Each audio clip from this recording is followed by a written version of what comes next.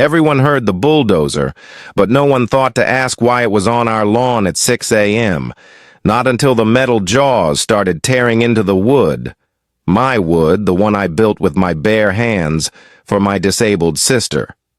Not until Delilah rolled out, in her wheelchair, in pajamas and confusion, only to see the thing that gave her freedom turned into splinters. And standing there, arms crossed and smirking like a king watching a public execution, was Bryce Kellerman, HOA president. Clipboard in hand, dead fish eyes locked on my sister like she was the problem. He handed her a bill for $2,200 like he was doing her a favor. I don't remember grabbing the wrench.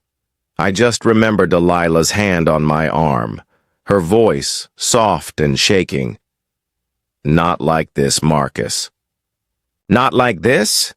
They just bulldozed her ramp, the only way she could get in or out of her house. The same ramp I spent 3 weeks building, every nail driven with hope. It wasn't just wood, it was dignity. She was crying. Quietly. That killed. Me more than the bulldozer ever could. Let me back up. 3 years ago, everything we knew cracked like glass. Mom and Dad were killed by a drunk driver on the way back from dinner. 2 cars, 1 stupid mistake, and a whole life erased. They left us these 2 houses in Riverside Heights, side by side, just like we'd grown up. Delilah and I were different. Always had been. I work construction. I'm the kind of guy who measures success in square footage and sawdust. She was the brainy one. College degrees, policy work, boring government stuff, or so I thought. She never explained much, just mumbled things about compliance and regulation like it was no big deal, but then came the accident. 18 months ago. Drunk idiot again. This time at Miller's intersection. T-boned her at 60. I still see the smoke. Smell the rubber and blood. I still remember how quiet it got before the sirens. 4 months in the hospital. Another 6 in physical therapy. She came home in a wheelchair. Different. Not broken. Never broken. But different. So I did what I knew how to do. I built her. A ramp. Not a cheap one either. ADA compliant. Non-slip surface. Handcrafted handrails. Matched the house trim. Cost me $8,000, but I didn't care. The way she looked at me when she rolled up for the first time, tears on her cheeks. That moment was worth everything. The city permits were approved in 2 weeks, done by the book. But what I didn't realize was that in this neighborhood, books didn't matter, not with people like Bryce Kellerman. He wasn't from here. Moved in 2 years ago, fresh from some gated suburb with rules for everything, including lawn gnome placement. His wife left him 6 months later, probably after realizing she'd married a walking power trip in khakis and a tucked-in polo. This guy had no life, so he made the HOA his kingdom. He fined Mrs. Rodriguez for having her Christmas lights up in January. I watched him measure her grass with a ruler once. The man had a radar for control. And somehow, we were next on his radar. Turns out, there was a clerical error. The HOA notice about our ramp went to 247 Maple instead of our house at 274. We never got it. Never knew it was even a problem. But Bryce? Oh, he saw an opportunity. Called it willful noncompliance, refused the 30-day grace period other neighbors got. Rules are rules, he said, voice high and nasal, as that bulldozer rolled in behind him. And Delilah, she didn't fight. That's what broke me. She sat, there nodding, absorbing it. This woman who once debated professors into silence now just whispered, "How much do I owe?" I thought. Maybe the accident had taken more than her ability to walk. But I was wrong. While I was fuming, she was planning. While I was yelling into the void, she was whispering into phone lines. She'd been making quiet calls behind her office door. Using. Words like appropriations, federal compliance, disability enforcement. I didn't get it. I just thought she was being diligent, maybe researching a lawyer, maybe trying to find some loophole. What I didn't know was that Bryce had just picked a fight with someone who writes the damn rules, and I was about to find out who my sister really was. 3 days later, Bryce came back, with reinforcements. His lawyer buddy, Trevor, slimy type, hair slicked back, like an old mattress, smelled like a cologne factory had exploded on his neck. He had this smirk, like he thought he was starring in a courtroom drama. "We need to discuss your situation," Bryce said. "No apology. No regret. Just arrogance." Trevor pulled out a packet of papers, thick as a novel. "You owe $3,400 in fines and removal fees," he announced. "Pay in 72 hours or we place a lien on both properties." Delilah just blinked. I could see her shoulders tighten, jaw clenched. Then Trevor hit us with the kicker. He claimed the city-issued permits were invalid because we didn't get HOA approval first. Let me say that again. They were calling the city fraudulent. I was 2 seconds away from throwing him into the rose bushes when Delilah spoke. Calm, even measured. "Can I get a copy of the HOA charter used for this interpretation?" she asked. Trevor blinked. Bryce flinched. They weren't expecting calm. They wanted a scene. Delilah didn't give it to them. That night, I couldn't sleep. My head buzzed with rage, so I went digging. At City Hall, through dusty filing cabinets, and badly lit hallways. And what I found? Gold. Turns out, Bryce himself had added a deck to his house 8 months earlier, never filed for architectural review. It also violated the city setback code by 3 feet. The man had done exactly what? He accused us of, except worse. And better yet, 6 other residents had also skipped HOA paperwork over the past 2 years. Every single one of them was granted a 30-day grace period. Every single one except us. We didn't get leniency. We got bulldozers. I brought it to Delilah. She didn't even blink, just smiled that secret little smile. "That's very interesting, Marcus. Very interesting indeed." And she went right back to her office. I heard more phone calls. This time I caught fragments. Pattern of discrimination, grant terms, ADA violation structure. That's when it hit me. Delilah wasn't just fighting back. She was building something, not a ramp, a case. The neighborhood watched the whole drama unfold. Mrs. Morgan was filming from her kitchen window. Pete from the hardware store brought me a bag of screws and said, "Let me know when it's time to rebuild it." A note slid under our door. "Others have been targeted." "You're not alone." A resistance was growing, but Bryce didn't stop. Daily fines, harassment, accusations, while Delilah documented, quiet, precise, focused. It wasn't about us anymore. She was preparing something bigger. And Bryce? He had no idea.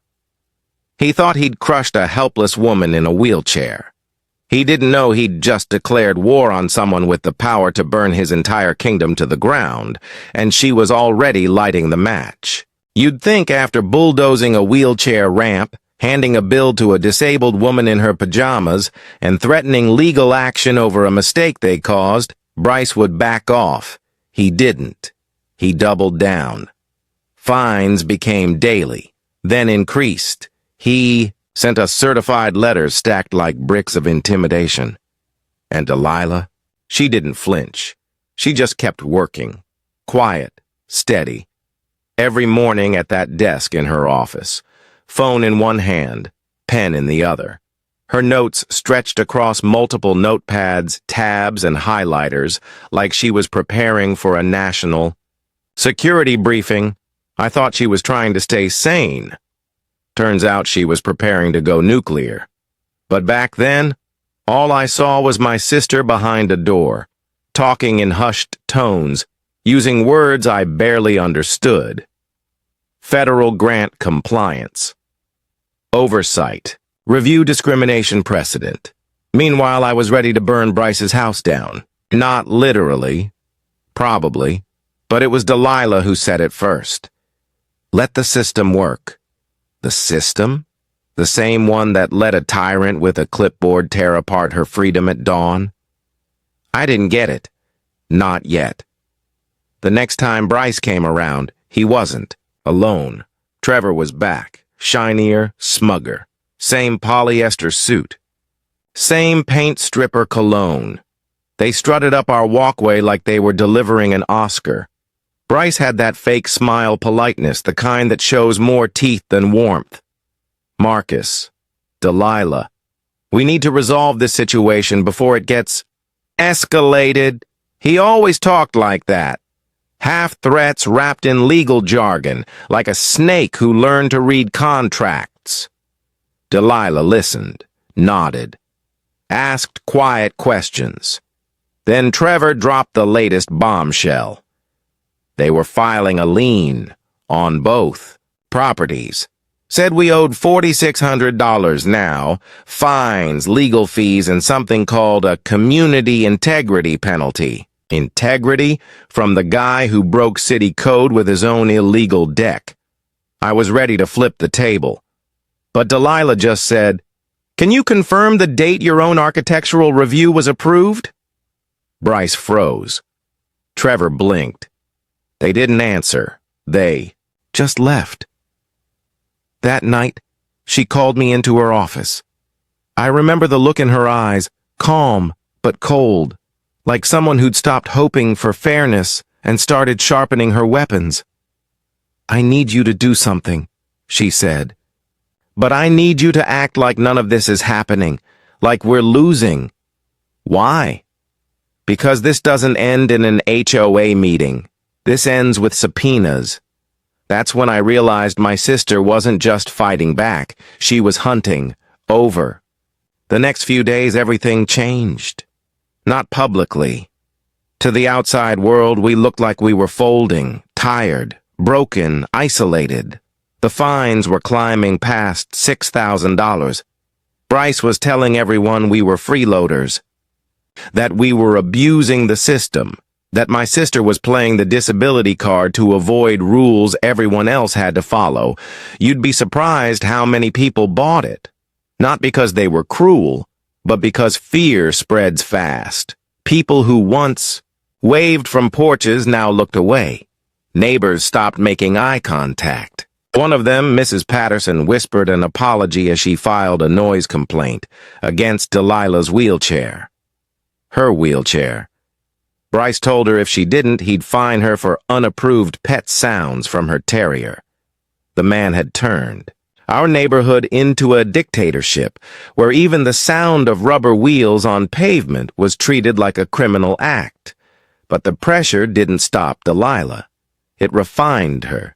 She started requesting financial records from the HOA. Citing Missouri's transparency laws, she sent formal letters, emails, certified envelopes, all tracked. And Bryce, he panicked, started stalling, started dodging, but Delilah wasn't alone anymore. Turns out, our silent suffering had turned into quiet allies. Mrs. Morgan, the one filming everything from her kitchen window, had compiled weeks of video footage. Pete, from the hardware store, he wasn't just angry, he was collecting statements from other residents who'd been targeted. And that Facebook group, Riverside Heights Residents United, it exploded overnight, 100 members by morning, 300 by the weekend. Stories started pouring in, fines for garden gnomes, complaints over sidewalk chalk, threats over unpainted fences on properties they didn't even own. Bryce's kingdom was starting to crack. But the man wasn't done. When intimidation didn't work, he turned to sabotage. First, it was the city inspector, red-tagging Delilah's house for accessibility non-compliance. Let me repeat that. He filed a complaint that her house wasn't accessible enough, right after destroying her only access. Then came the restraining order against me. Claimed I was stalking him, that I was harassing his family, that I'd threatened him publicly. All lies. But the court gave him the order. Just like that, I couldn't come within 100 feet of him, or HOA property, which meant I couldn't attend meetings, couldn't enter community spaces, couldn't even walk to the mailbox without checking. The angles. He'd turned me into a ghost in my own neighborhood. And yet, Delilah didn't flinch. If anything, she got bolder. More precise, more ruthless. Because while Bryce was throwing legal grenades, Delilah was gathering missiles. She started pulling financial disclosures, and what she found? Fraud. Massive fraud. Turns out, every HOA contract for 18 months, maintenance, landscaping, repairs, emergency services, had gone to the same company. Bryce's, his silent partner construction firm, had raked in over $50,000 in contracts, $8,000 to remove a tree, $15,000 to replace a fountain pump. Contracts 3 times higher than market rates. She showed me the spreadsheets. "See this?" she said. "Federal grant money, tagged for ADA improvement projects." "Wait, this is our ramp grant?" She nodded. "He used it for fountain repairs." I stared at her. "Delilah, this is fraud." "It's worse," she said. "It's federal fraud." And just like that, everything clicked into place. This wasn't just a neighborhood bully anymore. This was a man stealing government money while harassing the person it was meant to protect. And my sister? She wasn't documenting injustice. She was assembling a case file for federal prosecution. That's when the office started to change. Whiteboards, maps, charts, phone calls. Color-coded folders labeled with things like pattern of discrimination and precedent, ADA par 11189 violations. Every conversation she had was recorded, logged, time-stamped. She knew the grant language by heart, knew the penalties for abuse, knew how long it took to get a DOJ civil rights attorney on the phone and which extension connected fastest. And still, she played it cool. Still, she let him think he was winning. Let him think the fines were working. Let him believe we were. Too scared, too poor, too alone. What he didn't know was that he was being watched, cataloged, tracked, and with every new abuse of power, Delilah didn't just flinch. She smiled, because Bryce had already walked into the trap, and he didn't even know it. Everyone in Riverside Heights felt it, like pressure in the air before a storm. The HOA meetings, once boring, half-attended affairs about sidewalk paint and dog poop bags, had become something darker. Tense. Electric. People whispered now. They kept their heads down when Bryce walked by. The man had turned the neighborhood into a live-action intimidation campaign. Private security began patrolling like we lived in a gated fortress instead of middle-class suburbia. Cameras popped up overnight on Bryce's house. Motion-activated, infrared. Not for safety, for control. He wasn't protecting anything. He was watching everything. He had no idea we were watching him back. Mrs. Morgan's kitchen window camera saw it all. Bryce walking his property with a flashlight at 2 a.m., inspecting yards like a prison guard, checking fences, peeking in mailboxes, prowling like a man who'd started seeing ghosts. The paranoia was turning him into his own enemy. But still. He pushed. He called in another city inspector, this time claiming my sister's medical supply delivery blocked emergency access to our driveway. He threatened to tow the truck. Then came the real low point. Noise complaints. About her wheelchair. The sound of rubber on concrete, listed as a disturbance to neighborhood tranquility. Delilah laughed. Not because it was funny, but because that kind of evil needs to be laughed at before you take it apart piece by piece. Mrs. Patterson filed it, apologized afterward, eyes down, whispering that Bryce had threatened to fine her for unregistered pets if she didn't comply. That's who he was now, a man using fear like oxygen. But while neighbors flinched, Delilah grew sharper, stronger. I watched it happen day by day.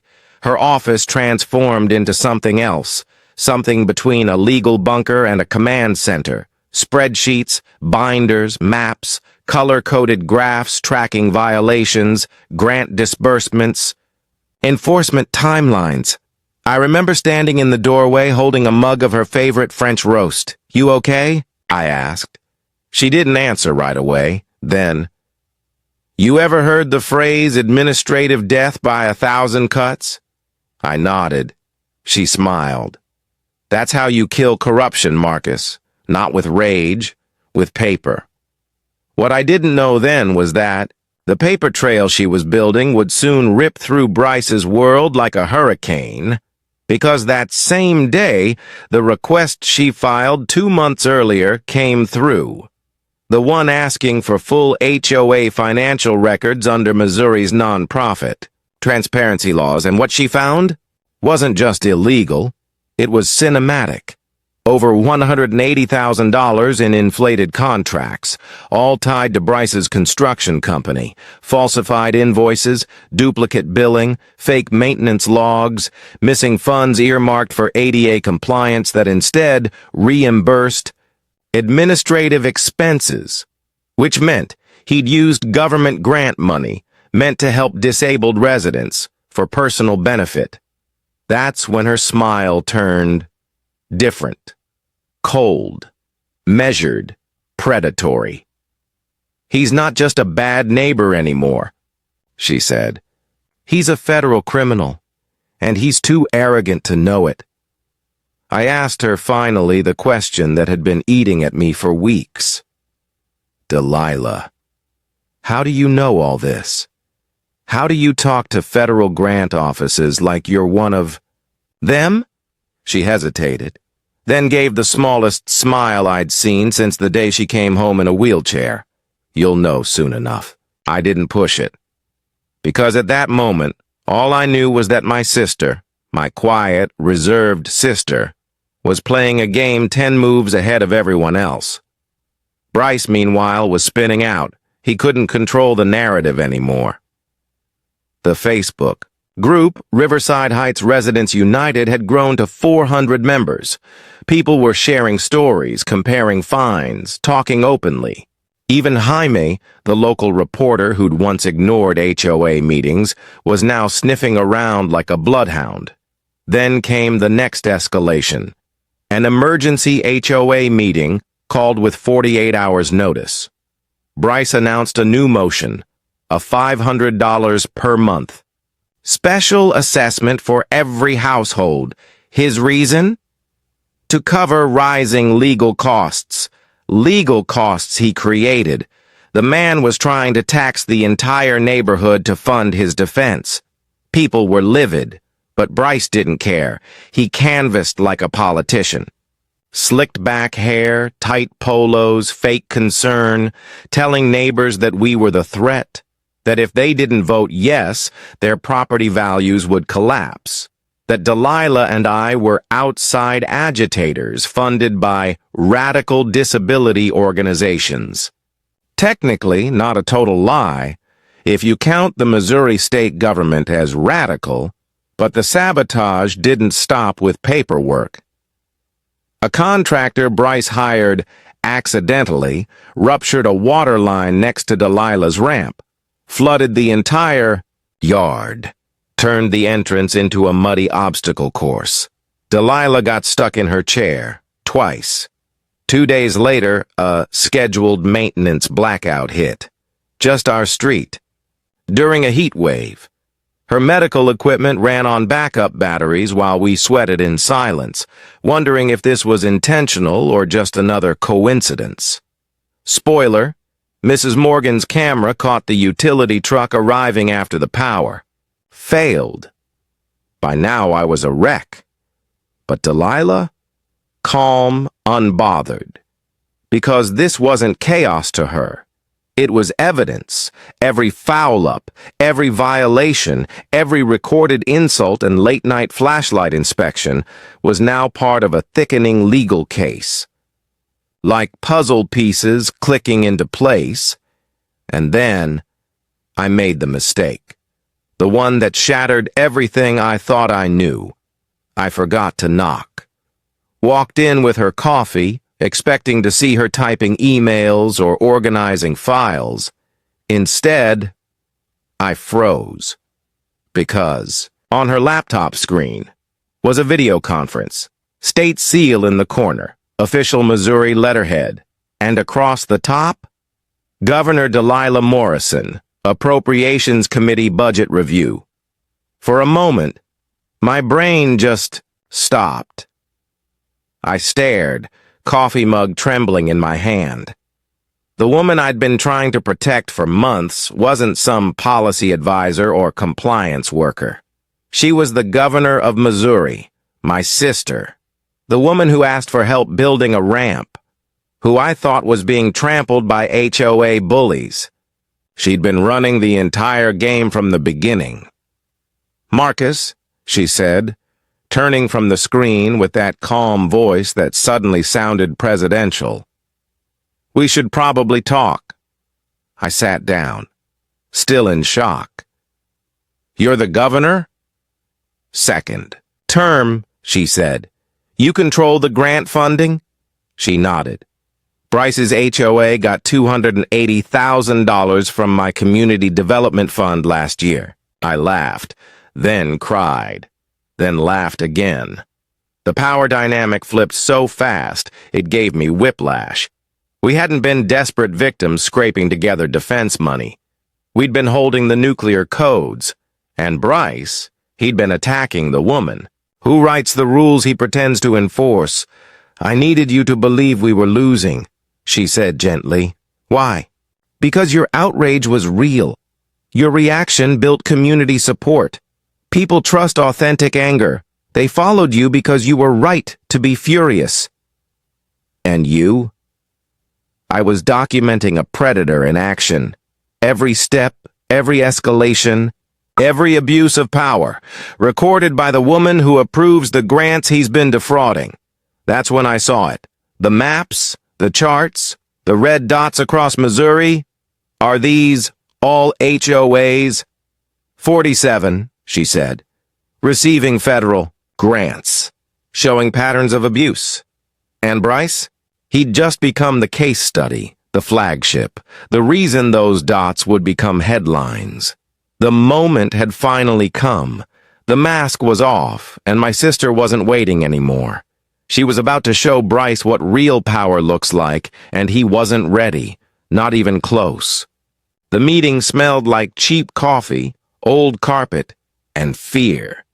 You could taste the anticipation in the air. Thick, nervous, buzzing beneath the hum of flickering fluorescent lights in the Riverside Heights Community Center. Bryce had set the stage, like a dictator preparing a victory parade.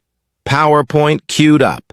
HOA board seated like judges, 40 residents packed in shoulder to shoulder, whispering in low tones, unsure whether they were attending a meeting or an execution.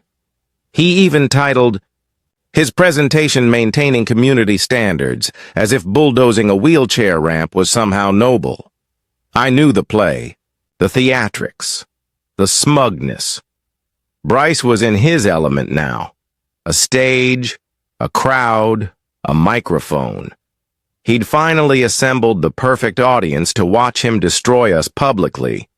But what he didn't know was that this was his trap, and Delilah had invited every single witness. I sat next to her.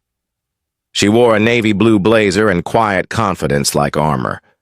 She hadn't said a word since we arrived, just nodded to a few neighbors, accepted a weak cup of coffee, and rolled herself to the front row. Bryce started the show. "Ladies and gentlemen," he said, stepping into the projector's glow like a Broadway actor who'd mistaken a spreadsheet for a script. "Tonight we're here to address the consequences of ignoring community rules. Click slide 1. A photo of Delilah's ramp before it was destroyed. Click slide 2. The same spot, bare, scarred earth and cement dust. Click slide 3. A close-up of Delilah, framed by her broken railing, tears barely visible, taken without consent. She violated protocol, Bryce declared. Built a hazardous structure without proper approval, put children at risk, ignored repeated warnings. I looked around. People weren't cheering. They weren't nodding.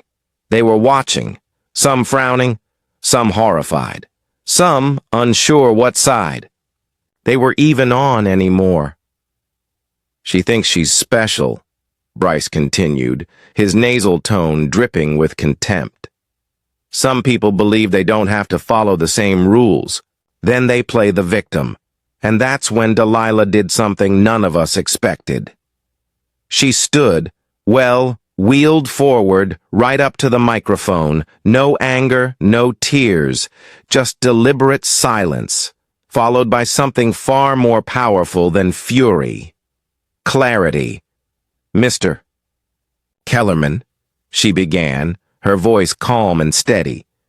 "You've made some compelling claims tonight." He blinked, confused by her tone. "But before we proceed further, I'd like to ask just one question." She paused. "Are you aware that your HOA received $280,000 last year in federal community development grants?" Whispers, shuffling. Bryce opened his mouth, then closed it. "Because," Delilah continued, "those grants come with conditions. ADA compliance, anti-discrimination protections, financial transparency, the kind of conditions that can trigger both civil and criminal consequences when violated." Click. She opened her laptop. The projector behind Bryce flickered. New slide, HOA grant use audit findings, Riverside Heights. The room shifted. People sat up straighter. Phones came out. Jaime, the local reporter, aimed his camera. "Your HOA," she said, "reported funds for ADA accessibility improvements that were never implemented. Instead, those funds were diverted to landscaping projects, overpriced emergency repairs, and phantom maintenance performed by a contractor named Bryce Construction Solutions, LLC." Dead silence. The kind of silence that makes your heartbeat sound like a drum. "That's your company, isn't it?" Bryce stepped back. "This is slander." Delilah raised her voice. "Barely. Multiple invoices. Approved by this board," she said, turning her gaze to the other members. "Were submitted without competitive bids, without proof of work, and without justification." The next slide came up. A spreadsheet. $8 grand for tree removal, 15 for a fountain pump, another 8 for emergency sidewalk replacement that was never done. One of the board members shifted in her seat. Another started sweating. Delilah's voice didn't rise. It didn't need to. "Failure to comply with federal grant terms," she said, "doesn't just void funding. It triggers audits, civil liability, and if proven intentional, fraud." She paused. "Let the word hang." Bryce laughed. Loud, forced, manic. "Who are you to accuse me of fraud? Some bureaucrat with a grudge?" And then the bomb dropped. Mayor Davidson stood up. I'd like to welcome a surprise guest who's been following this matter with great interest. The back doors opened, and in rolled the governor of Missouri. The room gasped. Cameras clicked. People turned. Bryce's mouth fell open as Delilah, my sister, wheeled herself back to the microphone. Now not just a victim or a neighbor or a woman in a chair, but a force, a reckoning.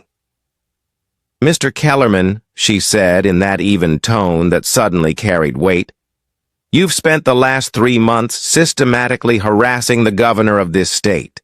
You bulldozed my ramp, threatened my family, lied about city permits, and now you're standing on a pile of misused federal funds, thinking no one would notice. His face turned pale. No words. Just 1,000-yard stare as the truth clicked. Together like tumblers in a vault door opening behind him. I oversee $50 million in housing grants annually, she continued. Every dollar of it comes with my signature. And you violated every contract condition you agreed to. In writing. She turned to the crowd. This isn't just about me. It's about every neighbor who's been silenced, threatened, fined, over nonsense. This man weaponized our HOA against disabled residents, single parents, working-class families. He thought no one would stop him. She looked back at Bryce. And now, from the back of the room, 6 people stood, suits, badges, state investigators, attorney general reps, and a U.S. Marshal. One by one, they moved forward, subpoenas in hand. Bryce started shaking his head. Wait, this is a setup. This isn't... Your board is under financial investigation, the marshal said. You're being served, said a second. Federal funding violations, discrimination, contract fraud. Please come with us. The rest happened fast. Board, members resigning mid-meeting, residents standing, clapping, cheering. Some cried, some hugged. Bryce didn't walk out. He was escorted, hands trembling, face ghost white, all that power gone. And in its place, a neighborhood beginning to remember what community used to feel like. The sound that lingered after Bryce was dragged out wasn't applause. It was breathing. Heavy, unfiltered, real breathing. Like a room full of people suddenly realizing they didn't have to hold their breath anymore. He was gone. The tyrant. The bully. The man with the clipboard and the fake rules and the daily fines, escorted out by federal agents, and we just sat there.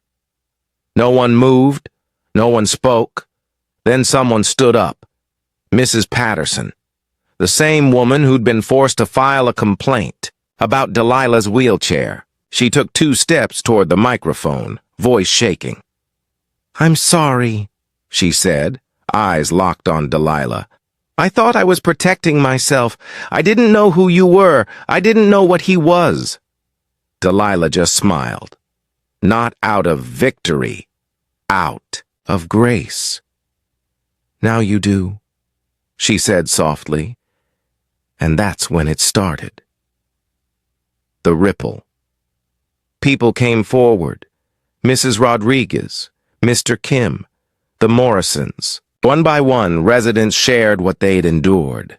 Threats, fines, inspections, harassment, passive-aggressive letters, random violations. None of it about safety, all of it about control.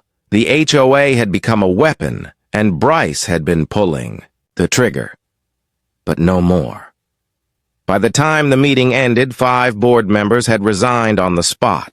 The remaining 2 sat stiffly as the mayor read an emergency order suspending their authority pending state review. Someone nominated Mrs. Morgan for interim president. No one objected, and just like that, the neighborhood started to breathe again. The next morning, I woke up to the smell of fresh cinnamon rolls, Delilah's favorite. They were on our doorstep with a note. We see you now. Welcome home. signed by 4 families. That weekend, something even more incredible happened. The community showed up, not to protest, not to argue, not to demand. To build neighbors, some of whom we'd never spoken to, brought tools, lumber, food, paint, plants. Pete from the hardware store donated every screw and bolt in his inventory. Danny, a local electrician, rewired the porch lights for free. The Johnson twins painted the new railing. Someone even planted flowers at the base of the ramp. It took 2 days. By Sunday afternoon, the new ramp was finished, stronger, wider, more beautiful than the first. And at the top, a bronze plaque, screwed in place by a trembling hand. This ramp stands for dignity, built by neighbors, defended by truth. Delilah ran her hand over the words. Didn't say anything. She didn't have to. But behind the smiles and casseroles and hammer swings, justice was moving. Fast. The Attorney General's office launched a full-scale audit of Riverside Heights. Every contract, every dollar, every recorded harassment incident. And thanks to Delilah's war room, there was no shortage of evidence. Financial fraud. Civil rights violations, grant misappropriation. By the end of the month, they'd frozen HOA accounts. Bryce's company declared bankruptcy within 2 weeks. Turns out, his emergency maintenance fund had financed not just landscaping, but 2 luxury vacations and his Lexus payment. The lien he'd placed on our homes, erased, the fines refunded, and the restraining order nullified. In court, it took the judge less than 3 minutes to throw it out. The sheriff actually apologized on the record. By now, Bryce was persona non grata. His name, once spoken in hushed tones like a threat, became a punchline, a warning. Don't go full Kellerman. But Delilah wasn't done. This wasn't about revenge anymore. It was about precedent. She worked with the state legislature to draft a bill. The Community Accountability and Accessibility Act, mandatory ADA compliance training for HOA boards, grant transparency audits, whistleblower protections, accessible complaint systems. The bill passed unanimously. Even the grumpiest senators voted yes, probably out of fear she'd show up to their meetings next. But the most surreal moment came the day she testified in front of Congress.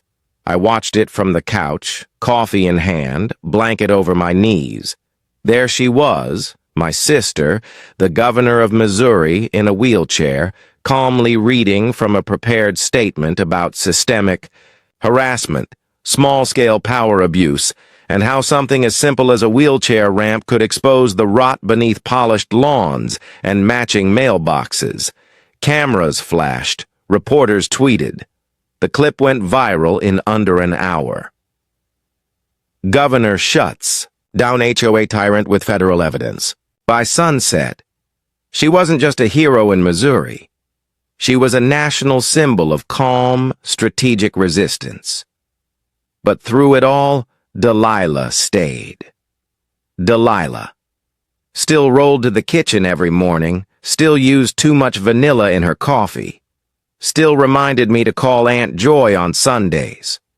The only difference? Now people waved when they saw us. Now the sidewalks were clear. Now the community center was being used for actual community. And every time someone said, "I'm so glad you fought back," she'd smile and say, "I didn't fight. I exposed." That was her genius. She didn't yell. She didn't rage. She documented. She listened. She knew exactly which strings to pull and exactly when to cut them. Bryce thought he was attacking a victim. He didn't realize he was writing a confession letter to the person who decides where the money goes. And now, that money was going to people who needed it. 57 neighborhoods received accessibility upgrades in the first quarter after the audit. 12 more HOAs were placed under state oversight. 3 more officials were indicted. Because of her. Because she let the bully keep talking while she took notes. Because she didn't swing back. She built a case, and in doing so, she reminded an entire state that the most dangerous person in the room isn't the loudest one. It's the one writing everything down. Victory doesn't feel like fireworks. It feels like silence, not the hollow kind that follows loss, but the full, sacred kind that follows survival. For the first time in months, our block was quiet. No patrols, no fines, no folded letters taped to doors like threats in envelopes. Just the rhythmic buzz of kids on scooters, the occasional bark from Mrs. Rodriguez's terrier, and the gentle hum of Delilah's wheelchair rolling down our brand-new ramp. She still used it every day, even when she didn't need to leave the house, even when the groceries were delivered or meetings were online. Because it wasn't just an incline anymore. It was a symbol of what was taken and what was reclaimed. But peace doesn't last long when power is embarrassed, especially publicly. Bryce's downfall had gone national. News clips, editorials, think pieces. The governor in the wheelchair who brought down the HOA tyrant. A documentary crew had even flown in from LA, filming interviews and drone shots like they were covering a political thriller. And while our neighborhood slowly healed, the storm brewing outside was just beginning. It started with whispers.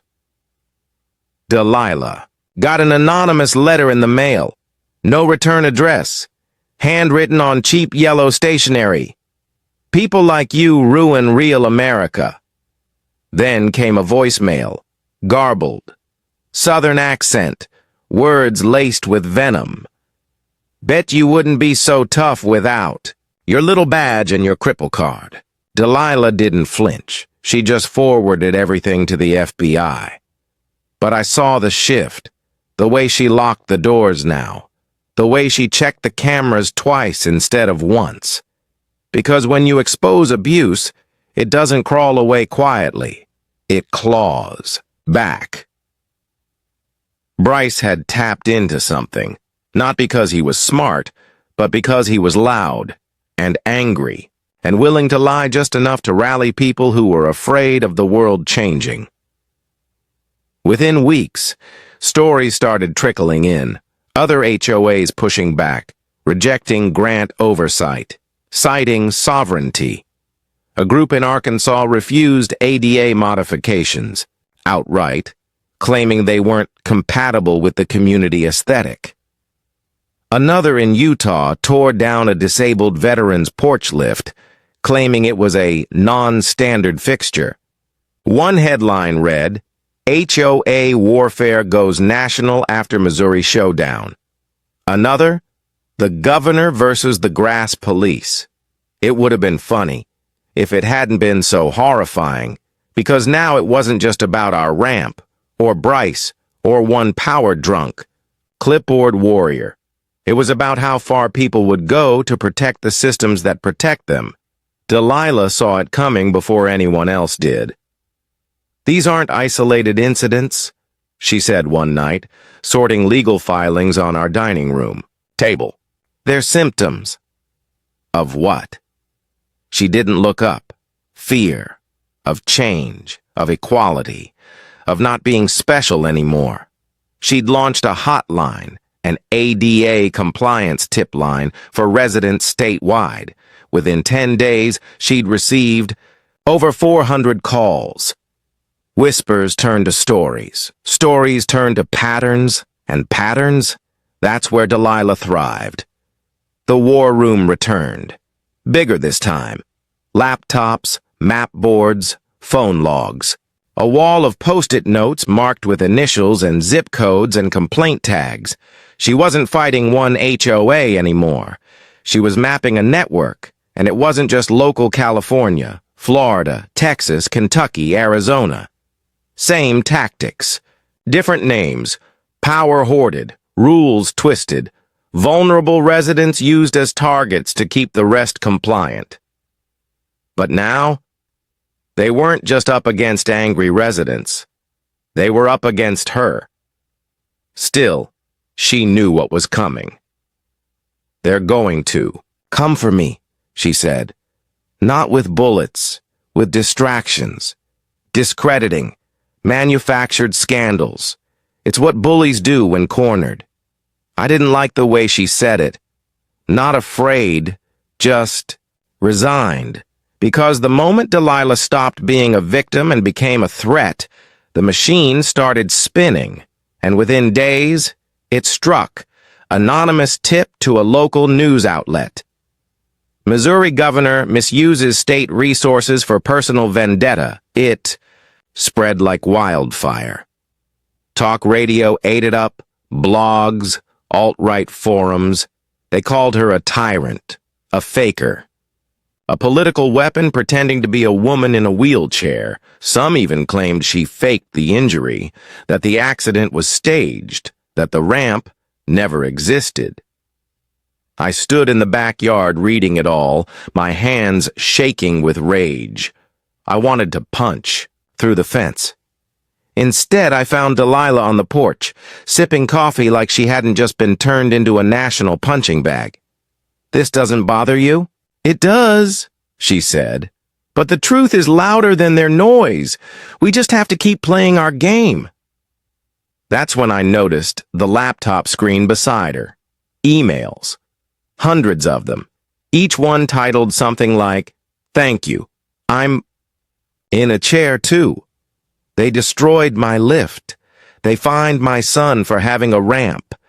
People from all over the country were writing to her, sharing stories, begging for help, telling her she wasn't alone, that they weren't alone. And Delilah? She was answering every single one. One night I found her asleep at the desk, head resting on a binder labeled Tennessee, Targeted Residents. Her hand still gripped a pen, and that's when I realized this wasn't about Riverside Heights anymore. This was a movement, and Delilah was its reluctant general. The hate got louder, but so did the support. Class action lawsuit was filed in 4 states, coordinated by the same civil rights lawyers who'd backed us. Journalists started poking into other HOA finances. 3 board presidents resigned under pressure. Congress requested a federal review of grant misuse tied to discriminatory enforcement. And still, Delilah kept moving, patient, focused, steady.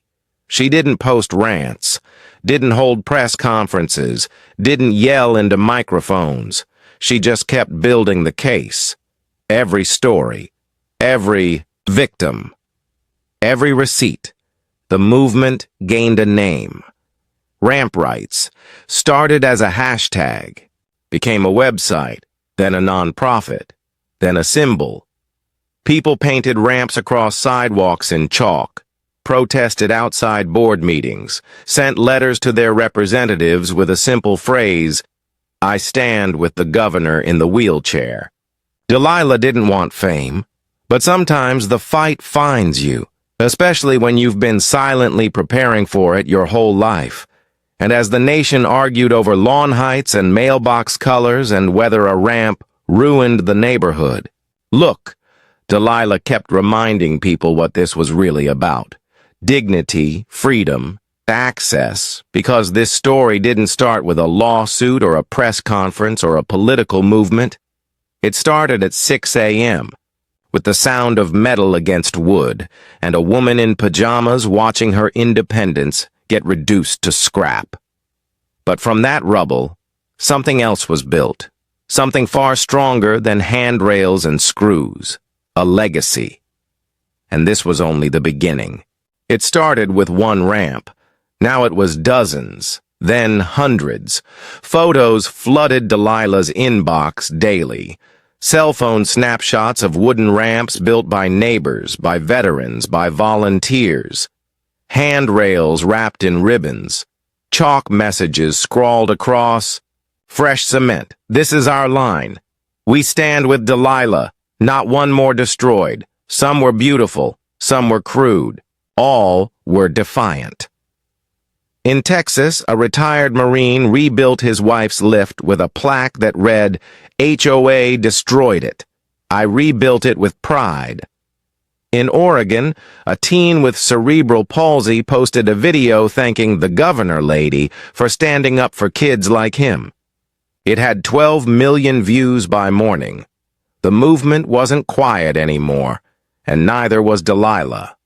The woman who once whispered into a phone behind a closed door was now speaking on national morning shows. Calm, composed, bulletproof, every answer was measured. Every word weaponized. Do you believe HOAs are inherently discriminatory? One host asked her. I believe power with no oversight breeds cruelty, she answered. And I believe people deserve dignity more than they deserve. Curb appeal. The clip went viral. Again. It always did. Because she wasn't loud. She wasn't dramatic. She wasn't trying to go viral. She was just right. And when someone speaks truth without shouting, people lean in. Federal investigators leaned in. The Department of Housing and Urban Development launched a formal inquiry into how grant money was used nationwide. Civil rights offices opened 19 simultaneous investigations. Delilah was asked to testify before a congressional subcommittee. Again. Only. This time they didn't call her the governor in the wheelchair. They called her the architect of ramp reform. What Bryce tried to destroy had become a political blueprint. She sat in front of the committee, posture perfect, papers stacked neatly in front of her, but she didn't read a script this time. She spoke. I was never trying to make a statement, she said. I just wanted to get into my home. She paused. I was told I broke the rules, that the shape of my access was too ugly for the neighborhood, but no one asked what it felt like to crawl upstairs in the rain, what it felt like to be fined for being seen. She looked up. I didn't break the rules. I revealed them. That silence. The one that happens when truth lands too hard to ignore, filled the chamber. Delilah had become more than a governor. She'd become a mirror, and the system didn't like what it saw in its reflection. HOA lobbyists tried to fight back. They flooded the airwaves, claimed she was overreaching, that she was trying to destroy community autonomy. But it didn't work. Because for every board member waving a statute, there were 10 residents with screenshots and videos and letters documenting what really went on behind the hedges and fine print. Weaponized fines, selective enforcement, people forced to sell homes they could no longer afford because of escalating compliance costs. And always, it started with someone who couldn't fight back. Delilah didn't have to make the case. She'd already lived it. Every headline, every hearing, every chalk drawing, every porch rebuilt by strangers in small towns across the country proved the point more than any lawsuit ever could, but not everyone took it quietly. Delilah started traveling under protection. She got more death threats in a week than most politicians did in a year. Emails from burner accounts. One message simply read, "We know where you park."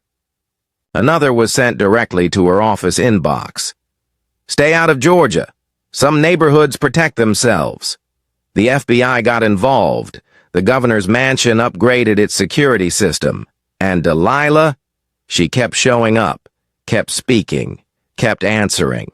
Every single letter that ended with, "Thank you for reminding me I'm not alone." But I knew the toll. I could see it in her hands, gripping the wheelchair a little tighter than usual. in the way she sat at the kitchen table longer at night. In the look she gave the front door before, locking it. Twice. And I hated that. Hated that the same world she was trying to make better wanted her silent. But she wouldn't give it that satisfaction. One night I came home and found her on the porch. Not working. Just sitting, staring at the ramp. "It's all bigger now," she said quietly. "Yeah," I said, sitting beside her. "I used to think I just wanted it rebuilt." "And now?" She looked at me. "I want to build something no one can tear down," and she meant it. A month later, she launched the Accessibility Integrity Commission, a multi-state coalition of legal experts, grant auditors, ADA advocates, and former HOA whistleblowers. Their mission? To investigate every single federally funded HOA in the country, to issue standards, to monitor compliance, to publish a national registry of violations so no one could hide behind bureaucracy again. They called it Ramp Watch. And overnight, it changed the game. No more secrecy, no more vague bylaws, no more mystery fines with no appeal. People had power and knew they had it. Even HOAs that had nothing to hide started falling in line, and the ones that did started shredding. Documents. Didn't matter. Delilah already had them. Her office walls were lined with color-coded folders, case IDs, time-stamped letters, hundreds of them. She didn't need to shout. She had evidence, and no one's louder than the truth when it's on paper. Meanwhile, Riverside Heights, ground zero for this revolution, had become unrecognizable in the best way.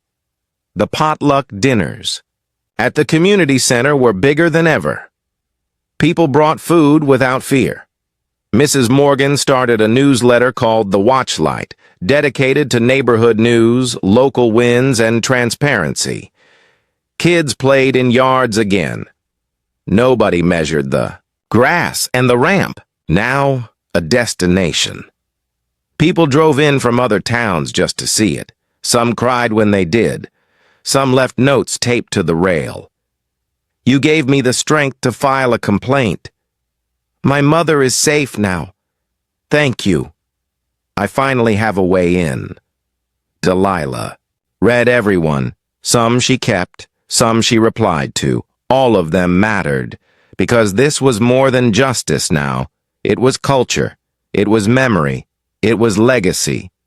And though the battle wasn't over, though Delilah knew there were more Bryces out there, more whispers, more threats, something had changed permanently. They weren't hiding anymore. We weren't hiding anymore. And the next time someone with a clipboard came sneering down a driveway, threatening a fine because a rail didn't match a porch, they'd be facing not just a homeowner, but a movement. It ended exactly where it began. On the ramp. The air was warm. Missouri sun pressing gently into our porch as kids raced by on scooters, their laughter echoing off mailboxes once used for anonymous threats. Delilah sat beside me, one hand on the rail. The same bronze plaque still shone. "This ramp stands for dignity, built by neighbors, defended by truth." She ran her fingers over the letters like she was reading them for the first time. But we'd read them 1,000 times by now. It had been a year since Bryce's fall, since the subpoenas, since the gavel hit the table and the room gasped when they called her Governor Morrison. In that time, Riverside Heights had transformed.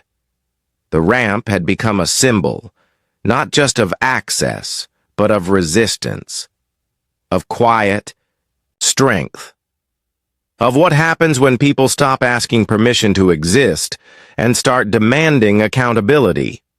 HOA boards across 23 states were now required to take ADA compliance training, A federal database of discriminatory violations had gone live.